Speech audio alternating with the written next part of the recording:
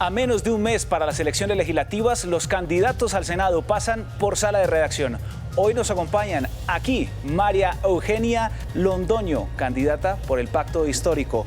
También por el Partido Centro Democrático, Hernán Cadavid. Por el Partido Oxígeno, Óscar Ortiz. Y por la coalición Ahora Colombia, Juan Baena. A los cuatro, muchas gracias por estar aquí. Aquí comienza Sala de Redacción. Sala de Redacción.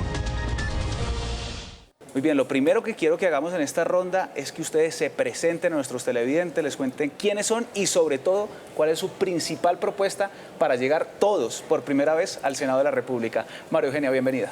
Gracias por invitarnos. María Eugenia Londoño, fiscal de FECODE. Soy una maestra del departamento de Risaralda, Eje Cafetero, Santa Rosa de Cabal. Representamos el Pacto Histórico porque entendemos la necesidad del cambio en Colombia mediante revoluciones estructurales, donde el centro de la propuesta es, primero, la educación, una educación pública estatal que permita que Colombia transite hacia una sociedad del conocimiento, del saber, y que la escuela sea territorio de paz. Muy bien, María Eugenia, muchísimas gracias. Hernán Cadavid, del Partido Centro Democrático, por favor, preséntese y su principal bandera de campaña.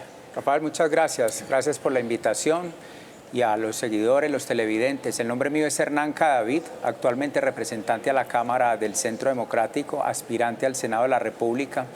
Y tenemos un propósito fundamental en Colombia, es la recuperación de la seguridad, que todos los colombianos hemos visto su destrucción, su detrimento y cómo ha ido afectando rápidamente a todos los sectores de la sociedad colombiana. Luego, ese es nuestro principal propósito en el próximo Congreso y el próximo gobierno. Óscar Ortiz, del Partido Oxígeno. Muchas gracias. Sí, con mucho entusiasmo. Oxígeno está presentando una lista cerrada. Yo fui gestor de la séptima papeleta de la Constitución del 91 y SAR Anticorrupción. Pude tumbar el voto secreto de los congresistas y por eso se descubrió cuáles fueron los 111 nombres de los congresistas que archivaron el proceso de Samper. Impedí también, luego como servidor público y en otros casos como ciudadano, casos como el de la alcaldía de Petro, que quería bloquear la ALO Norte con un contrato corrupto que violaba el POT.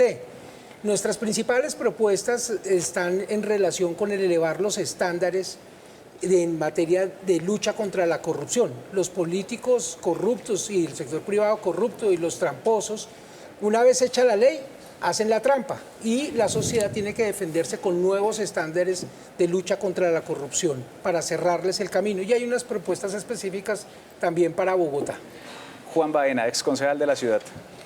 Pues hola a todos, muchas gracias por la invitación. Yo quiero decirles que 2 veces he sido concejal de Bogotá, 2 veces además fui seleccionado a ser el mejor concejal de Bogotá. En Consejo Como Vamos siempre muy bien rankeado, un bogotano de provincia, nacido en Bogotá, criado en Armenia, y Bogotá me lo ha dado todo, me ha dado oportunidades y quiero seguir trabajando por Bogotá en el Senado.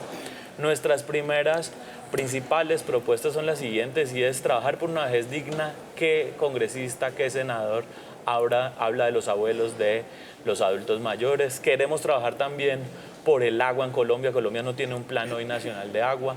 Y tercero, luchar contra la corrupción. Soy el 13 del nuevo liberalismo al Senado.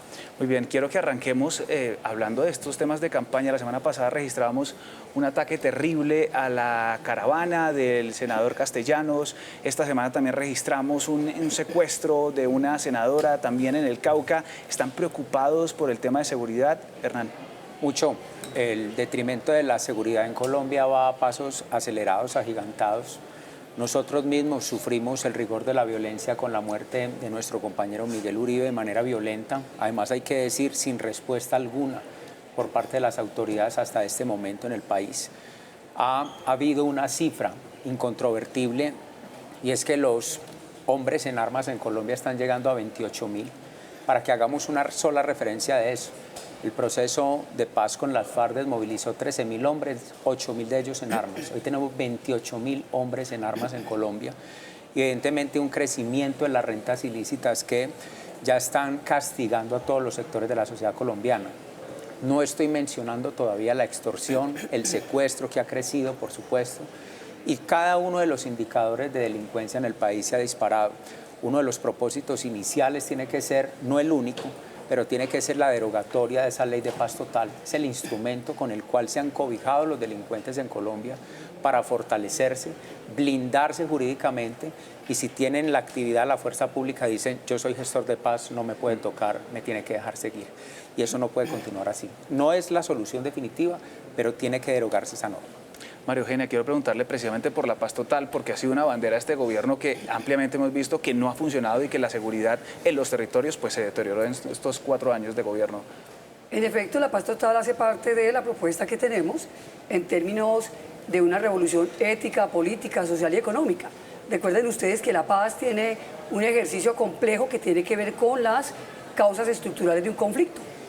Educación, salud, vivienda, recreación, saneamiento básico, falta de oportunidades para los jóvenes. En la medida que superemos esas causas estructurales de conflicto, habrá una paz con justicia social. Y valoramos desde luego la paz total que orienta nuestro gobierno del cambio. Necesitamos que todos los actores y las actoras entendamos que aquí tiene que haber una salida política negociada. Pero también entendemos que no podemos repetir la historia, porque recuerden ustedes que aquí hemos tenido genocidio. Aquí se ha buscado siempre el ejercicio de la fuerza y de las balas y no el ejercicio de las ideas y la propuesta. Por lo tanto, no repetir la historia significa superar el genocidio y avanzar hacia una paz total que permita justicia social. Y en ese sentido, le seguimos apostando a una política de paz donde todos los actores podamos contribuir y mediante el diálogo, el consenso y la salida negociada, logremos que Colombia por fin logre esa paz con justicia social que tanto anhelamos, y le seguimos apostando desde el gobierno del cambio y del pacto histórico. Óscar, ¿seguir apostándole a esa negociación, a esa política de paz total después de estos 4 años? La paz total ha sido muy exitosa. Ha logrado cumplirle al pacto de la picota el propósito de la impunidad, de avanzar en el número de hombres, avanzar en extorsión, en avanzar en secuestro, en avanzar en impunidad. Las camionetas de la UNP ahora son para Calarcá y sabemos todos los nexos con los organismos de inteligencia civil, e incluso ya están avanzando en materia de captura de la inteligencia de la fuerza pública. Es sumamente grave. Aquí Colombia está en una coyuntura muy particular.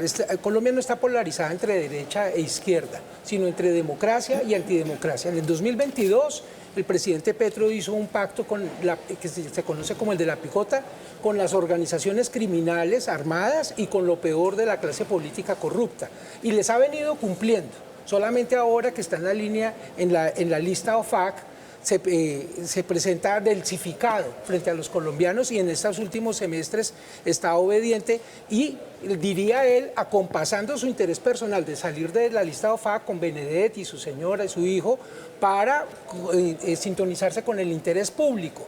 Pero la impunidad es enorme y el balance no debiera ser solo sobre la paz total, sino sobre la paz parcial de Santos, que no aceptó el resultado del plebiscito. Por eso hay que derogar el delito político en Colombia. Muy bien, Juan, esta grave situación de orden público en territorio nacional ha afectado también los centros urbanos, y usted, que ha sido concejal de Bogotá, ha visto lo que ha pasado acá y la difícil situación. Esto también está afectando a las ciudades. ¿Qué hacer por las ciudades capitales como Bogotá, que se ha visto ampliamente afectada por esto? Sí, esto es muy fuerte, esto es muy tenaz, además porque las ciudades no pueden ser entendidas como islas. Por supuesto, corresponden a un contexto y viven en un país. Mire, yo creo que hay que ser puntuales en lo siguiente. Lo primero es que las fuerzas militares hoy se encuentran diezmadas, no tienen suficiente dinero, los equipamientos están varados, nos interesa más comprar aviones de guerra que lo que realmente necesita este país. Y la seguridad hay que entenderla a partir de 2 propósitos y además de manera transversal. Número 1, acciones de choque, porque hoy la delincuencia, que no son ni guerrilla, ni esto es además, esto es narcotraficantes puros y duros. Ese es el negocio hoy de Colombia. Y hay que atacarlos y hay que vencerlos. Y por el otro, y con esa gente no se puede negociar. Es además un principio de negociación de todas las escuelas de negociación. Y por el otro lado es, por supuesto, atacar los problemas estructurales que generan, por supuesto, inseguridad. Y yo creo que en los 2 lugares estamos fallando y hemos fallado históricamente. Muy bien. Vamos a cambiar de tema de seguridad al tema de corrupción. Esta semana conocimos el índice de transparencia en el que Colombia retrocedió precisamente en materia de corrupción. Y Óscar, voy a empezar por usted, que tiene amplia experiencia en este tema. ¿Qué medidas, qué acciones legislativas promover cuando llega al Senado para frenar la corrupción? Y vimos que en este gobierno igual vimos escándalos de corrupción como en cualquier otro gobierno ocurrido. No, más graves. Este gobierno, sabiendo que en marzo del 22 no obtuvo mayorías en el Congreso, organizó primero un gabinete para la concertación. Sí. Pero el no 1 de mayo el presidente Petro posesionó un gabinete para la corrupción. Posesionó ese día, en un solo discurso, a Ricardo Roa, a Luis Fernando Velasco, a Carlos Ramón González, a Olmedo López y 12 días después a Sandra Ortiz, todos sus grandes consejeros. Él dijo que era la gente de confianza, que los de larga data sabían a qué venían al Congreso.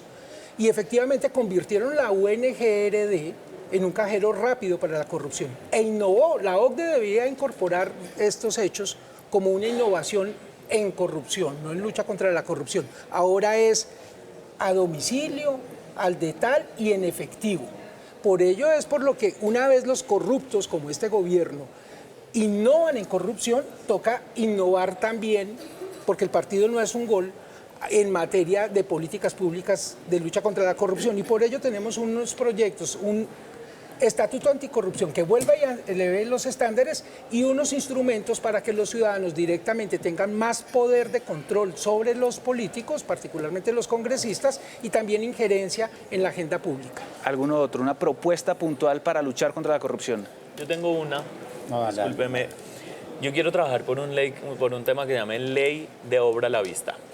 Y la otra ya se la cuento. Ley de Obra a la Vista es como un SECOP, es tener una página en internet en la que podamos hacer seguimiento ya no solo de los contratos, sino de las obras.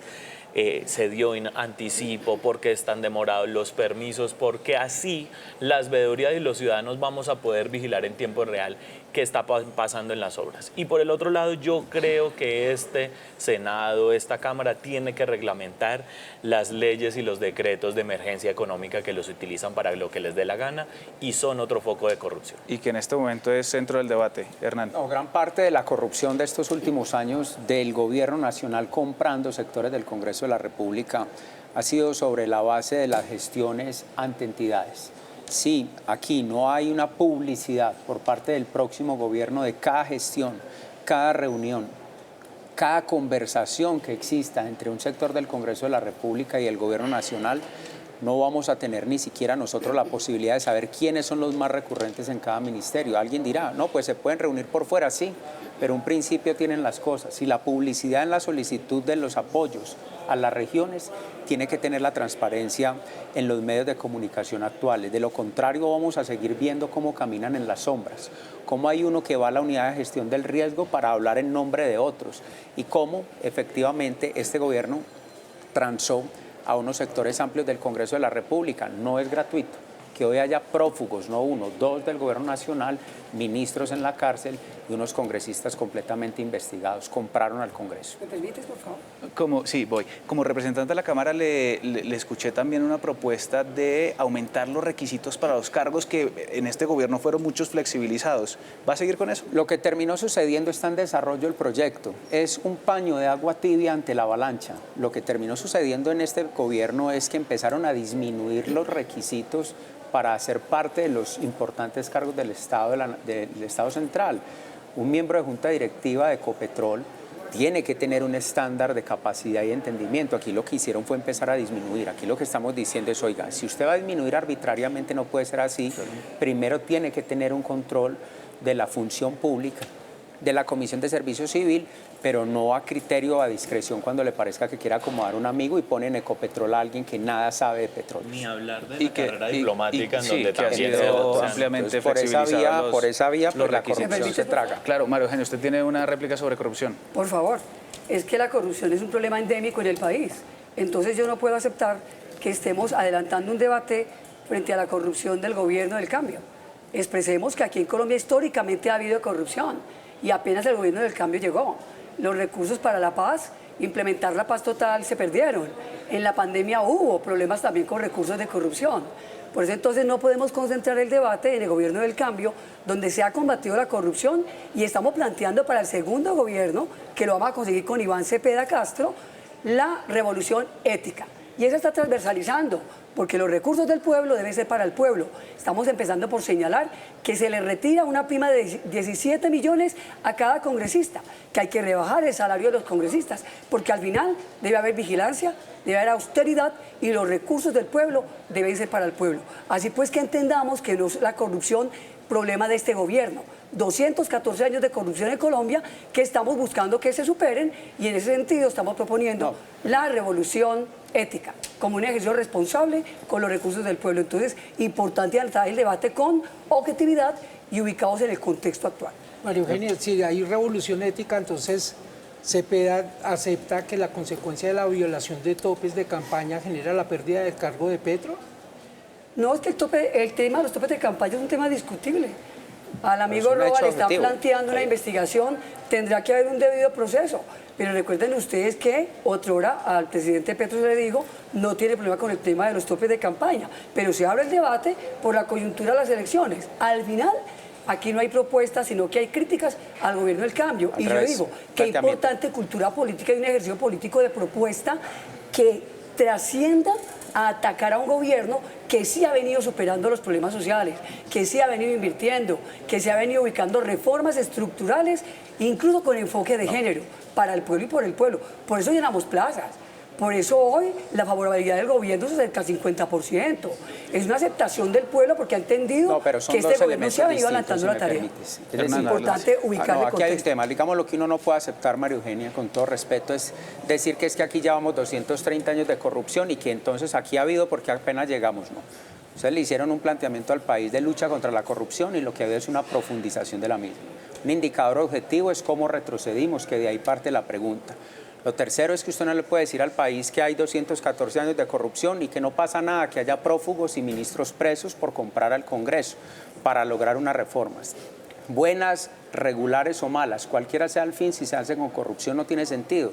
Luego tampoco es admisible para un ciudadano decirle que como van 200 años de corrupción y que apenas llevamos 3, entonces no importa cómo se financia una campaña. No solamente fue la de Petro.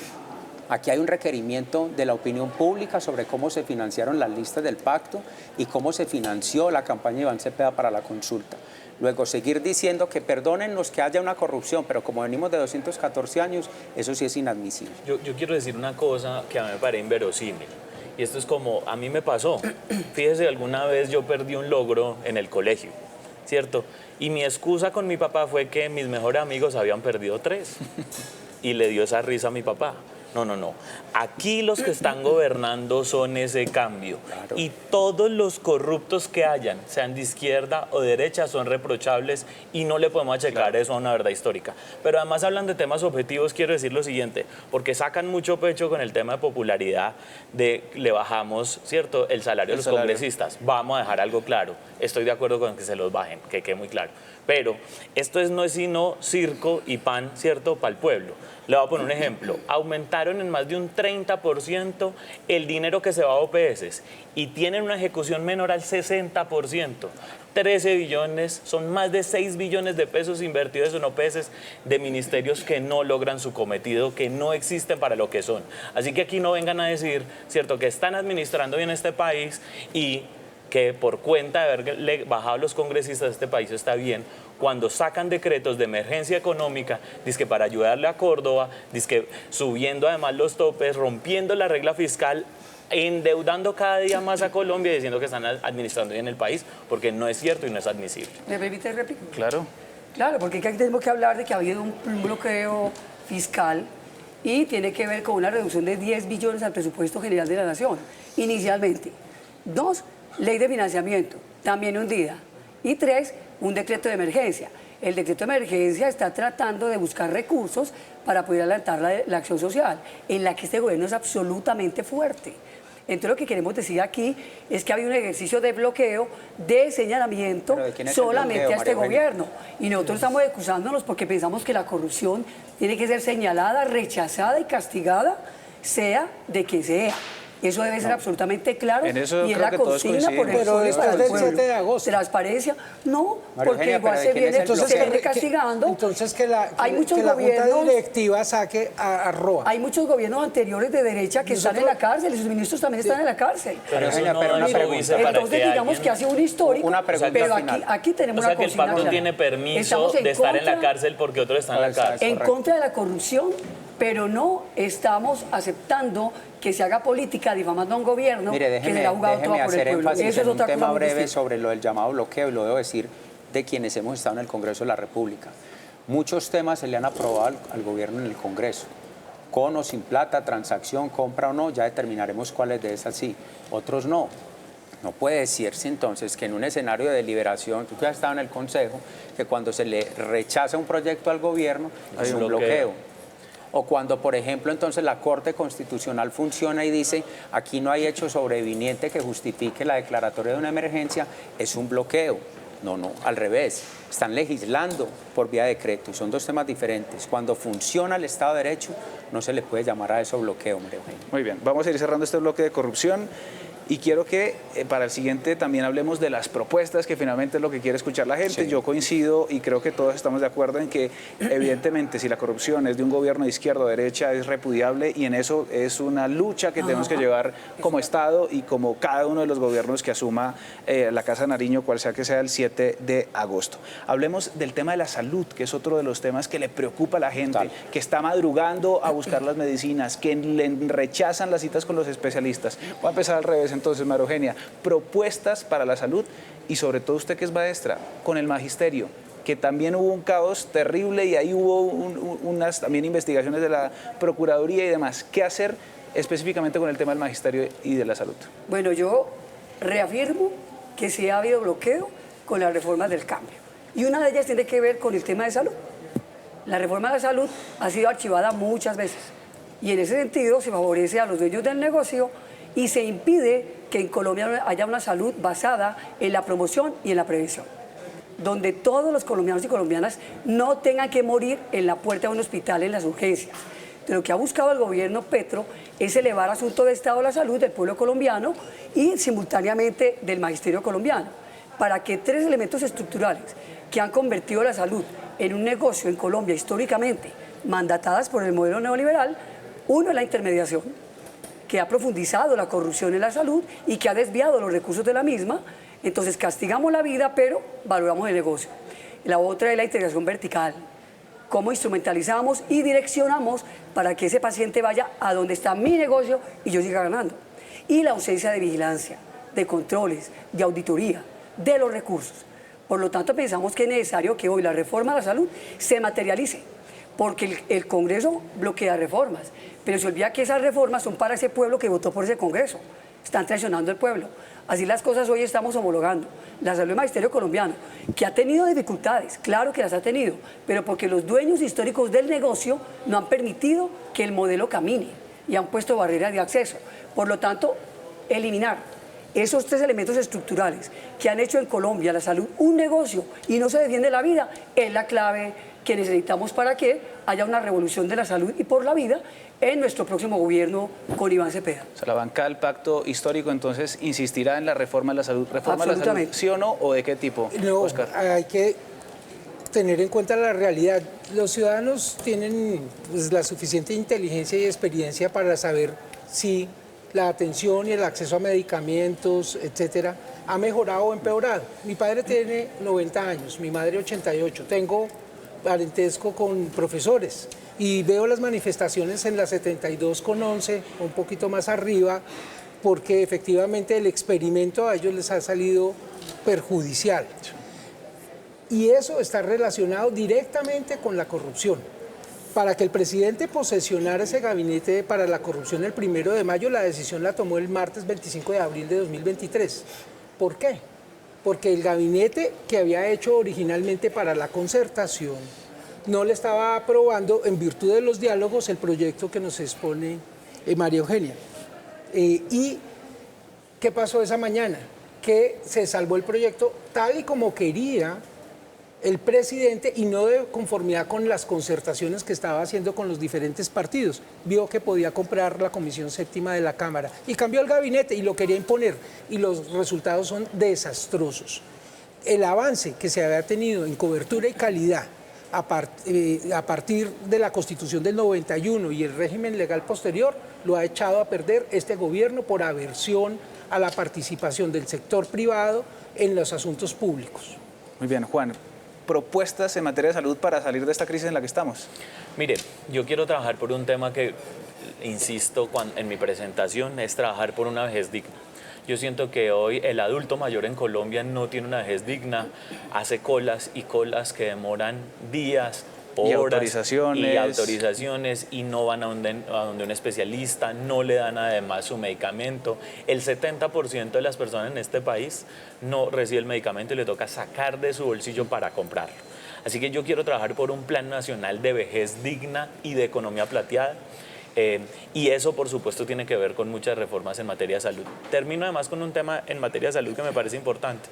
Todo el mundo habla de las EPS, pero nadie habla de las IPS. Y yo creo que es ahí a donde debe ir el dinero, a ver cómo rescatamos ese montón de infraestructura pública que tenemos, pero que la tenemos quebrada, que no les pagan las facturas, que hoy está mirando a ver cómo pagan los especialistas, las enfermeras, inclusive además los tratamientos. Ahí yo quiero concentrar.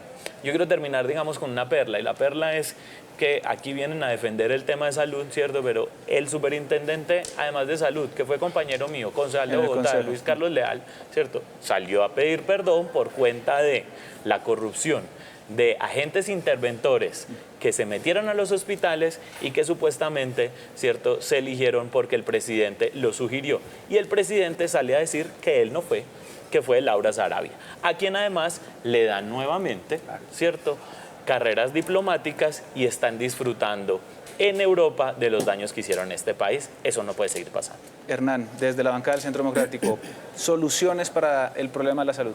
Bueno, lo primero que hay que decir es que aquí hay que fijar un replanteamiento en las fuentes de financiación del sistema de salud, encontrar unas nuevas fuentes de financiación, un planteamiento que le hacemos al país es que habrá que buscar un acto legislativo transitorio que permitiera la utilización de los rendimientos financieros de las regalías para poder superar la crisis. Ese es uno. La prevención en salud no necesita reformas, no necesita grupos de burócratas andando por todo lado manejados para pagar favores políticos. Ese sistema ya se implementó en Bogotá en el modelo Petro y fracasó. En nada mejoró la prevención, en mucho creció la burocracia. Y por supuesto que hay unos elementos nuevos que permiten la telemedicina, la tecnología, que tanto se dijo en los discursos, pero que en nada avanzaron. Yo no puedo terminar este segmento sin hacer énfasis en esto, María Eugenia. Estoy seguro que allá en la pantalla atrás nos está viendo un profesor, un familiar de un docente en Colombia. Yo soy familiar de un docente en Colombia. Yo sé cómo fracasó el modelo de salud. Y el gobierno le dijo a Colombia que el FOMAC iba a ser el plan piloto para demostrarle a los colombianos cómo era el exitoso modelo. No es que no haya implementado, ya lo hicieron y fracasaron. Todas esas personas que usted ve reclamando, docentes en todas las ciudades de Colombia, están padeciendo. No interpongamos la ideología sobre las realidades. Hoy el 70% de los pacientes de Colombia están sometidos a una EPS intervenida, es decir, administrada por el gobierno. La nueva EPS en poder del gobierno nacional no da cuenta de sus estados financieros hace 2 años. Tienen crisis a toda la red hospitalaria del país. ¿A quién más van a seguir responsabilizando? Por supuesto que fracasaron por una sola razón, por el sesgo ideológico. Les estorba al sector privado en la salud, en la infraestructura, en la energía, en todo lugar. Y ese sesgo es el que tiene fracasando a la salud de los colombianos hoy. Hay pacientes muriendo. Hay profesores fracasando y muriendo. Y ustedes persisten en la idea que es que no los hemos dejado. La realidad los superó. Y aquí lo que hay que encontrar es soluciones para que las personas no tengan esa angustia que hoy tienen del retraso en medicamentos, en cierre de camas, en aplazamiento de citas, pero van a seguir diciendo que es que la ley 100 y que Uribe, porque es que las respuestas ya las tenemos claras. Son gobierno y fracasaron en todas esas medidas. María Eugenia, te mencionaron una réplica ahí. Sí, solo concretica. En efecto, el Acuerdo 03 de 2024 y la Ley 9189 establece para el magisterio una salud con promoción, prevención y con garantías absolutamente importantes enmarcadas en una UPCM, unidad per cápita por maestro. Tiene absolutamente recursos importantes y tenemos régimen especial. Lo que estamos señalando es la necesidad de que el modelo se implemente en completitud. Y en ese sentido, ya por parte del gobierno hay una dirección del FOMAC que está en esa tarea. Una tarea que permita que en efecto la salud sea derecho fundamental y no un negocio. Al final, el modelo de salud del gobierno no se ha desarrollado porque el gobierno, porque el Congreso no ha permitido que la reforma fluya y se pueda materializar en favor de la salud del pueblo colombiano. María Eugenia, porque para implementar el Inclusive, FOMAC no medicamentos necesitaron guardados pasar. No. para que el pueblo no los tenga. Eso no pueden aceptar. El FOMAC no tuvo que pasar por el Congreso para ser implementado. Lo implementaron ustedes, desde FECODE con el gobierno. Y el país, si ustedes recordarán cuando dijeron, este es el plan piloto y así vamos a demostrar el éxito. Cuando es un fracaso, dicen, no, el Congreso, no, el FOMAC no pasó por el Congreso. El FOMAC no ha estado sometido a discusiones del Congreso. Fue una decisión administrativa y fracasaron en ella. Pero que ¿ante quién quieren mentir? Allá nos están viendo los docentes que saben que les han retrasado su medicamento, su cita, su cirugía, que están muriendo. Y les vamos a seguir diciendo que es culpa del Congreso porque el neoliberalismo no permite. No. Fracasaron en eso. La solución: próximo Congreso, próximo gobierno, encontrar nueva fuente de financiación, darle garantías de la inversión, que los aseguradores estén presentes, que haya así más control, que la superintendencia funcione no con la esposa del ministro, que cuando sale un médico o un director de un hospital a decir se me está muriendo la gente, a los 3 días tiene a la superintendencia allanándolo y es la esposa del ministro. Se viene estabilizando.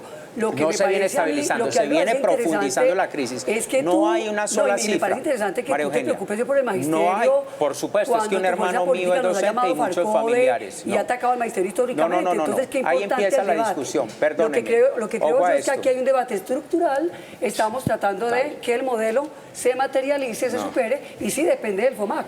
Y en el FOMAC se están dando cambios estructurales para que el modelo se implemente. Por lo tanto, el debate es estructural y sí reconocemos las dificultades, pero seguramente que el modelo se va a estabilizar. La dificultad se llama pacientes muertos. Para el magisterio colombiano, así se traduce la dificultad. El abrazo, reconocemos las dificultades y seguramente que lo vamos a superar. Muy bien, y esperemos entonces que los ciudadanos sean los que tengan esa última palabra y escojan a las personas que vayan allí a este órgano legislativo, al Congreso, específicamente al Senado de la República, para buscar lo que usted decía, candidato, soluciones, para que no tengan que madrugar a buscar esas medicinas, para que se las puedan entregar, para que no tarden meses esperando una cita de especialista. Quiero que finalicemos, porque se nos está acabando el tiempo, con un bloque de preguntas muy rápidas, sí o no, o con un nombre. Yo sé que claramente ustedes votarán el 8 de marzo por cada uno de ustedes, lo cual está muy bien, pero quiero saber si van a participar en las consultas y por quién votaría, María Eugenia. En la consulta presidencial no participamos porque Iván Cepeda va a ganar en primera vuelta. Oscar. Pero la consulta es el 8. ¿El 8? ¿Enrique o Juan Carlos?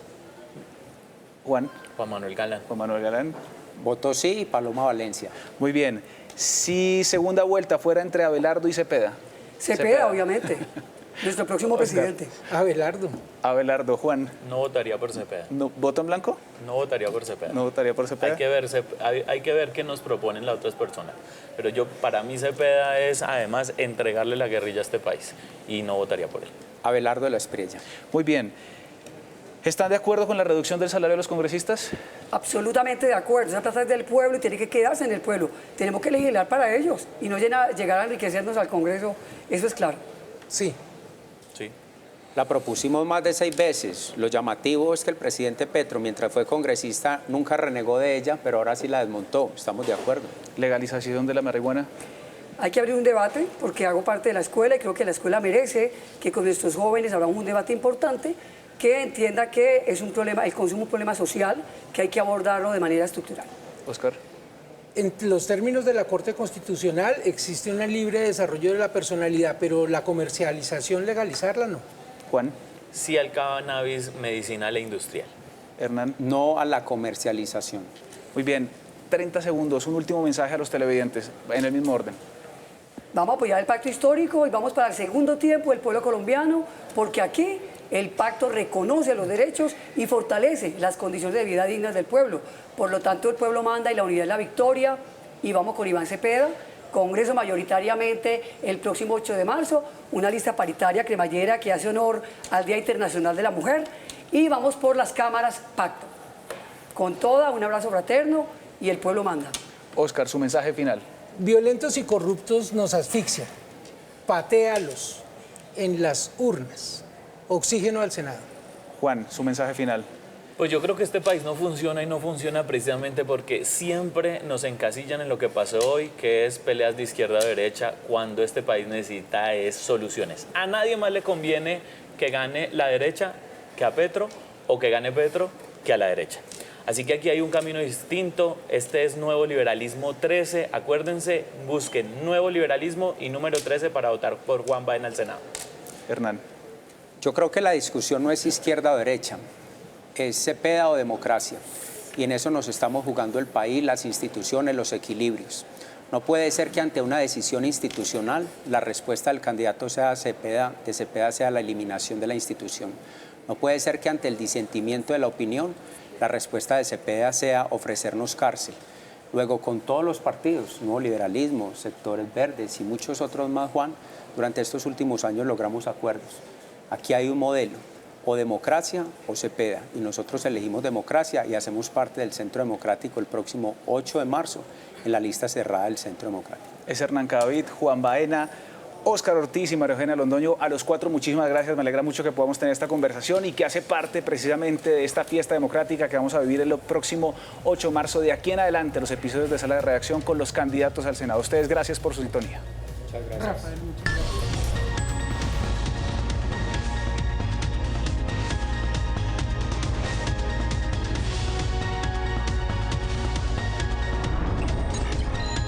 Sala de redacción.